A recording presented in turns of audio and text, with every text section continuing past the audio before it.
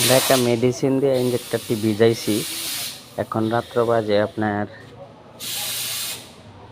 10টার মতো। আমরা এটা সকালে মেডিসিনটা ফেলে দিব এবং ইঞ্জেক্টরটা ওয়াশ করব, চেক করার পরে আমরা এই ইঞ্জেক্টরটা ইনশাল্লাহ লাগাবো। তারপরে বাকিটা ফলাফল পাবো। আর ইঞ্জেক্টরকেও এগুলো মেডিসিনে ভিজাইলে সিল ভালো থাকলে সিল খুলে রাখবেন, নাহলে সিল নষ্ট হয়ে যায়।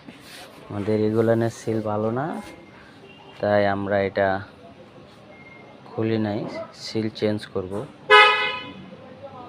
পাশাপাশি অনেক দিন ধরে খোলা হয় নাই, তো সিলগুলো নষ্ট হয়ে হাট হয়ে গেছে।